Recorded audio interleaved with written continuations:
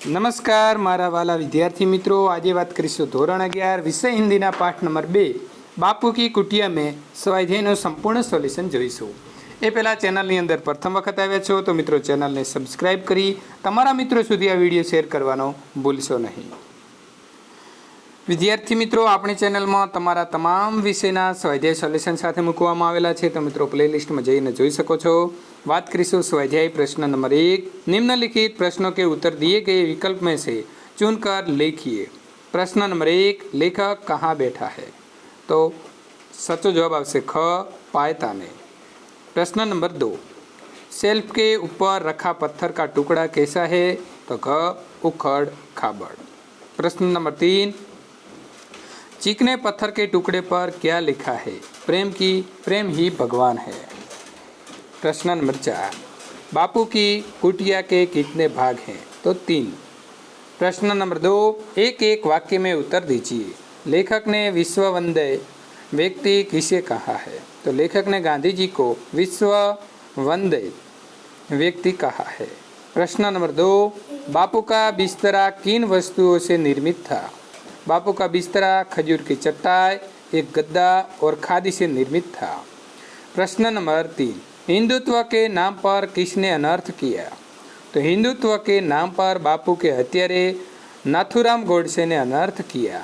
प्रश्न नंबर 4, अंतिम दिनों में बापू की सेवा कौन करता था? तो अंतिम दिनों में बापू की सेवा राजकुमारी अमृत कौर करती थी। प्रश्न नंबर 5, थक जाने पर बापू किसके सहारे बैठते थे? तो थक जाने पर बापू एक बड़े तकिए के सहारे बैठते थे। प्रश्न नंबर 3, 2-3 वाक्य में उत्तर दीजिए। प्रश्न नंबर 1, लेखक अपने आप को दुर्भागी क्यों समझते हैं? उत्तर, लेखक बापू के आदेश पर स्वतंत्रता आंदोलन में कूद पड़े थे। पढ़ाई छोड़कर अपना पूरा जीवन देश की आज़ादी के प्रति समर्पित कर दिया था। इसके लिए कई बार उन्हें संकटों को सामना करना पड़ा।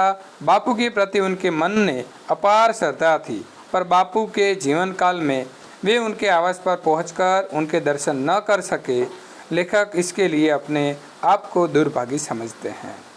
प्रश्न नंबर 2, लेखक ने गांधी जी के बिस्तरे को गौरवशाली क्यों कहा है? लेखक के अनुसार ये तो गांधी जी का बिस्तरा खजूर की चटाई पर एक गद्दा डालकर और उसे खादी से ढककर बनाया गया था, पर इस सादगी में भी वो महान है। वो बड़े बड़े रत्न जड़ित सिंहासनों से भी बड़ा सिंहासन है, क्योंकि इस बिस्तर को अपने ऊपर उस बड़े आदमी, इस महापुरुष को दिन महीनों वर्षों आसीन कराने का गौरव प्राप्त हुआ है, जिसके दर्शन को लोग तरसते थे। इसलिए लेखक ने गांधी जी के बिस्तरे को गौरवशाली कहा है। प्रश्न नंबर 3, गांधी जी के शेल्फ में कौन कौन सी पुस्तकें थी? गांधी जी उदार विचारधारा और सभी धर्मों के प्रति श्रद्धा रखने वाले महापुरुष थे। उनके शेल्फ में तरह तरह की पुस्तकें थी। इसमें जहाँ रिफिकिंग, क्रिश्चियनिटी, हजरत ईसा और ईसाई धर्म जैसी पुस्तकें थी, वो रामचरित मानस, गीता, आणी गीताई जैसी पुस्तकें भी थी। इसके अलावा श्री स्वास्थ्य वृत्ति, आश्रम भजनावली तथा सार्थ गुजराती जोड़नी कोश जैसी पुस्तकें भी उनके शेल्फ में थी। प्रश्न नंबर 4, हे राम की स्मृति के लेखक को किस कठोर चट्टान पर पटक दिया? उत्तर, बापू की कुटिया में लेखक अपनी कल्पना में बापू को अपने बिस्तर पर बैठे हुए अवरदा चक्र घुमाते हुए तथा अन्य कार्य करते हुए देखते हैं। तभी लेखक की नज़र दीवार पर उभरे हे राम शब्द पर पड़ती है। वे एकाएक कल्पना लोक से उठकर ऐसी कठोर चट्टान पर पटक दिए जाते हैं जहाँ हे राम शब्द ने उन्हें बापू के अपने बीच न होने का एहसास कर दिया। उन्हें लगा कि बापू उनसे छीन लिए गए हैं। प्रश्न नंबर 5, बापू के तीनों बंदर इशारे से क्या कह रहे हैं? बापू के तीनों बंदर इशारों से कह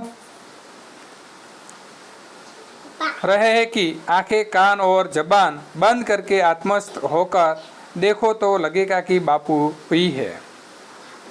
प्रश्न नंबर 4, 5 से 6 पंक्तियों में उत्तर दीजिए। प्रश्न नंबर 1, बापू की कुटिया में आकर लेखक अपना सौभाग्य क्यों मानते हैं? उत्तर, लेखक गांधी जी के जीवित रहते उनके साबरमती आश्रम नहीं आ पाए। वह उसे अपना दुर्भाग्य मानते हैं। इनके न रहने पर, उनकी कुटी में आने पर उसे लगता है कि यदि वो इन दिनों में आता तो उनके बिस्तर के निकट इतनी देर तक न बैठ पाता। इस शांत एकांत में उनकी कुटिया से इतना तादात्म्य स्थापित करने का सुख भी उसे न मिल पाता। उनके पायताने बैठकर वो अपनी लेखनी को सार्थक तक भी प्रदान न कर पाता। जो तब न मिलता वो आज पाने का अवसर मिलने से लेखक स्वयं को सौभाग्यशाली मानता है। प्रश्न नंबर 2, बापू के कमरे में लेखक को क्या क्या दिखाई देता है? बापू के कमरे में लेखक इन बहुत सी चीज़ों को देखता है जिसका उपयोग बापू करते थे। लेखक खजूर की चटाई पर एक गद्दा डालकर और उसे खादी से ढककर बनाए गए बापू के बिस्तर को देखता है। बिस्तरे पर बापू का तकिया और तुलसी की माला है। इनका प्रिय चरखा भी वहीं रखा हुआ है। बापू की घड़ी और खड़ाऊ भी रखे हुए हैं। कमरे की खुली अलमारी पर उनके तीनों बंदरों की उनकी याद दिला दे रही है। बापू का कमलदान, रद्दी कागज डालने के लिए रखा टोकरा, पीतल का थूकदान, एक स्टैंड पर भी रखी पेंसिल और कताई के सामान भी कुटिया में रखे हुए हैं।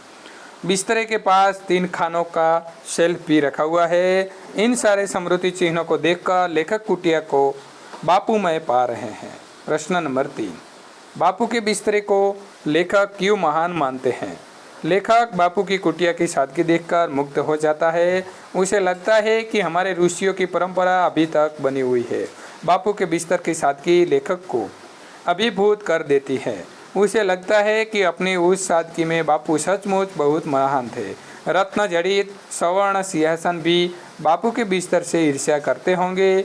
जितना महान व्यक्ति इस सारे बिस्तर पर बैठता था, इतना महान व्यक्ति इन भव्य सिंहासनों पर एक पल के लिए भी नहीं बैठा होगा। लेखक बापू के बिस्तरे को महान मानता है क्योंकि बापू ने वर्षों तक इस पर बैठकर उसे गौरवान्वित किया था। प्रश्न नंबर 4, किस बात की कल्पना लेखक को भाव मुक्त कर देती है? लेखक कुटी में बापू को कमरे में उनकी चटाइयों पड़ी देखता है। बापू से मिलने के लिए देश विदेश से आने वाले व्यक्ति इन पर बैठते और उनकी अमृतवाणी सुनते थे।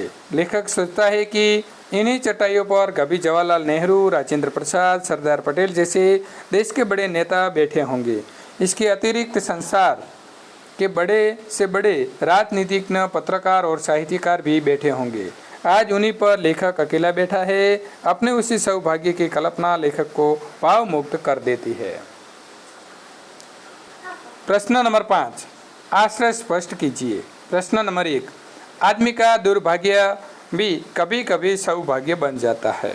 उत्तर, मनुष्य के जीवन में सौभाग्य और दुर्भाग्य उसके प्रत्येक कार्य की सफलता और असफलता से जुड़े होते हैं। मनुष्य कार्य की सफलता को अपना सौभाग्य और असफलता को दुर्भाग्य मानता है, पर कभी कभी मनुष्य के जीवन में दुर्भाग्य से भी सौभाग्य बनकर आता है। उदाहरण के लिए, एक रेलगाड़ी में किसी विशेष दिन किसी व्यक्ति को आरक्षित टिकट मिलना उसके लिए सौभाग्य का सूचक होता है, पर जिस व्यक्ति को इस दिन कोशिश करने के बावजूद इस रेलगाड़ी में आरक्षित टिकट नहीं मिल पाता, उसके लिए ये दुर्भाग्य का सूचक होता है। पर संयोग से किसी कारणवश इस दिन गाड़ी की दुर्घटना हो जाए तो उसमें आरक्षित टिकट पर यात्रा करने वाला यात्री का सौभाग्य दुर्भाग्य में बदल जाता है और आरक्षित टिकट से वंचित रह जाने वाला व्यक्ति का टिकट न पाने का दुर्भाग्य सौभाग्य में बदल जाता है। ये इस व्यक्ति का सौभाग्य ही था कि दुर्घटना होने वाली रेलगाड़ी में उसे आरक्षित टिकट नहीं मिला और वह दुर्घटना का शिकार होने से बच गया।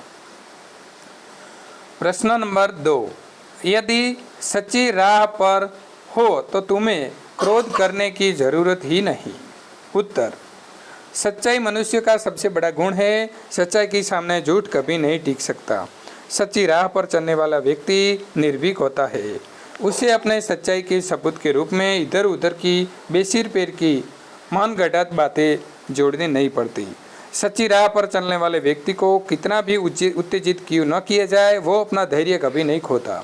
उसका कारण ये है कि उसे ये पता होता है कि आखिरकार विजय उसके सच की ही होगी। सच्चाई की राह पर चलने वाला व्यक्ति शांतिपूर्ण ढंग से अपने लक्ष्य की ओर बढ़ता है। उसका प्रत्यक्ष प्रमाण है महात्मा गांधी। वो देश की स्वतंत्रता कराने का उद्देश्य लेकर सच्ची राह पर आगे बढ़े। इन पर उनके प्रकार के अत्याचार हुए, पर उन्होंने कभी प्रतिक्रिया में कभी क्रोध नहीं किया। वे अपने शांतिपूर्ण ढंग से निष्ठापूर्वक सच्चाई के मार्ग पर चलते रहे और एक दिन अपने उद्देश्य में सफल हुए। उन्होंने देश को आज़ाद करा कर ही दम लिया। प्रश्न नंबर 3, झूठ शब्द में निहित नहीं है, छल करने में है। चुप्पी साधकर भी झूठ बोला जा सकता है। तो उत्तर आएगा, आमतौर पर खुलकर साफ साफ शब्दों में किसी सच बात को उसके विपरीत रूप में बनाकर कहना या पेश करना झूठ कहलाता है।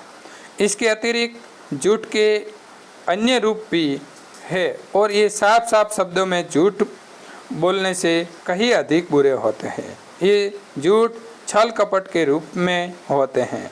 ऐसे मामले में किसी सच बात को सच न कहकर उस पर चुप्पी साधकर दोहरे अर्थ वाले शब्दों का प्रयोग कर किसी शब्दांश पर विशेष और देकर, आँख से संकेत कर तथा किसी वाक्य का विशेष महत्व आदि देकर झूठ का प्रयोग होता है। इस प्रकार की हरकतों का गूढ़ अर्थ अथवा आश्रय साधारण प्रत्यक्ष रूप में ही नहीं खुलता, पर वास्तव में ये बहुत महत्व रखता है।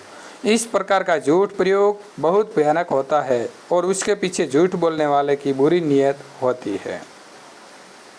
प्रश्न नंबर 6, दिए गए विधानों की पूर्ति करके उचित विकल्प चुनकर पूरा वाक्य फिर से लिखिए। प्रश्न नंबर 1, अपने बिस्तरे पर बैठे बापू अपने अरवदा चक्र को घुमा रहे हैं। तो मित्रों, आ शब्द जे छे तमारे અહીં મૂકી અને આખું વાક્ય લખવાનું રહેશે। प्रश्न नंबर 2, बापू का समझने के लिए इस छोटे से शेल्फ को भली भांति देखना ही होगा। प्रश्न नंबर 3, इन्हीं चदाइयों पर देश विदेश के बड़े बड़े व्यक्ति बैठते और बापू के मुख से निकले वचन अमृत का पान करते। प्रश्न नंबर 7, सामासिक शब्दों का विग्रह कर समास के प्रकार बताइए। चरण स्पर्श, चरणों का स्पर्श, षष्ठी तत्पुरुष समास। 2, कलम दान, कलम के लिए दान रखने का पात्र, संप्रदान तत्पुरुष समास। रत्न जड़ित, रत्नों से जड़ित, करण तत्पुरुष समास। सवर्ण सिंहासन, सवर्ण से निर्मित सिंहासन, मध्यम पदलोपी समास। भाव मुक्त, भाव से मुक्त, करण तत्पुरुष समास। वचनामृत, तो वचन रूपी अमृत, कर्मधारय समास। प्रत्यय अलग कीजिए, हिंदुत्व तो त्व, अर्थवाला तो वाला, साहित्यिक तो इक, सहजता तो ता અને ચટાઈયા તો યા। તો મિત્રો અહીં સંપૂર્ણ પાઠ નંબર 2નું સોલ્યુશન આપણે પૂર્ણ કરીએ છીએ। આવું સોલ્યુશન મેળવવા માટે મિત્રો ચેનલને સબસ્ક્રાઈબ કરી લેજો। એન્ડ સ્ક્રીન ઉપર આપેલા મિત્રો પાઠ ઉપર ક્લિક કરતા નવા પાઠનું સોલ્યુશન મેળવી શકો છો।